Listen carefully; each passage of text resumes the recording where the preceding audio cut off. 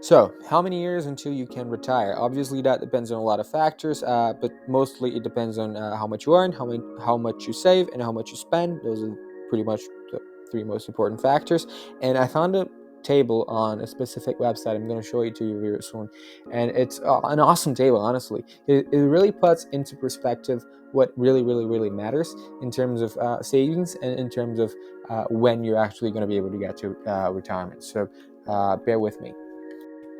So this is the website, Mr. Money Mustache. Well done to you. You did a really nice graphic here. I'm going to be showing it. The shockingly simple math behind early retirement, and it goes to show your savings rate percent and your working years into retirement. And really, that's all that matters. Because let's say you're saving 5% of your income. That means that you need 95% of your income to survive. Otherwise, you'd be saving more. So to get that 95% of your current income in passive income, you're going to need to be working and saving 5% for 66 years. And I think he assumes the 4% rule here, where you can withdraw 4% of your total net worth, and oh, and it's going to be fine forever, at least on a 30-year retirement, whatever. Everyone knows the 4% rule. I'm not going to explain it. But it changes as your savings rate changes. So let's say it's 10%. All of a sudden, you only have to work 50 years. And honestly, that really sucks. Imagine having to work 50 years for that, which is, I guess, the reality for most people, which is also sad, but whatever. 15% draws that down to 43, and it keeps getting down. And like, if you're getting to very aggressive fire levels, you could be looking to retire. Like, let's say 75%, you could be looking to retire in 7 years.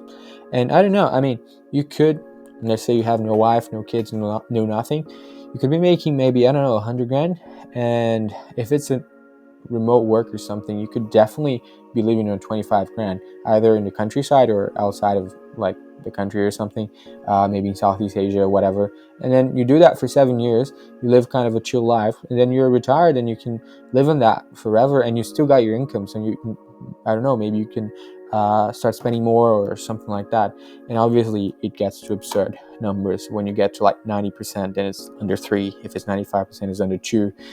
And I guess this kind of, it could give you hope or not, depending on what level you're in. So I'd say right now, for me, the current income that I'm getting, I can save up to 50%, living very frugally.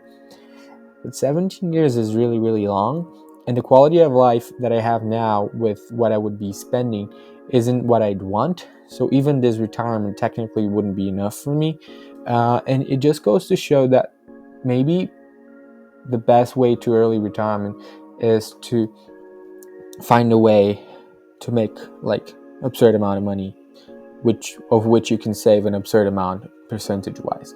I think this is one of the key takeaways for me, because like, if you're saving 20% of your income, which is a very decent savings rate by the way, but you hate your job, then 37 years is gonna feel like forever, and you're not gonna make it.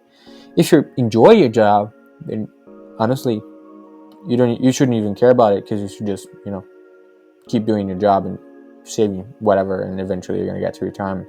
But I think this is a graphic that kind of indicates the power of income overall, and of savings rate overall, where if you manage to get a business, like let's say you're making 50K and you're saving 50%, if somehow you manage to I don't know, make 200K and quadruple your income, and instead of living with 25K, you live with 50K, all of a sudden you doubled your living standards. You got your years to retirement from 17 all the way to 7, so you decreased it by 10 years, and the retirement will actually be double in quality.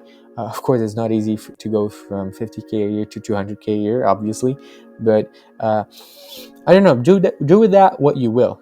See where you're at and see if you're happy with the results. Let's say you're 30%. Do you understand it will take 28 years for you to retire? Do you really understand what 28 years is? And are you happy with that? Are you happy with living with the same standard that you are currently living in? So just think about that, and that might give you some perspective on whether you're good with your life like, oh no, I'm happy, I want to retire in 30 years, saving 25%, all good, you know? Or whether you want to change and you want to somehow make more money, save more money. Now, I'm not a finance guru, or any guru for that matter. I'm really not trying to sell you anything, but I think the interpretation of this graphic, given your life circumstance, is very personal to you, but it's very, very useful. And I think the math is like pretty accurate, but it's also very intuitive. So that's why I decided to show it to you guys.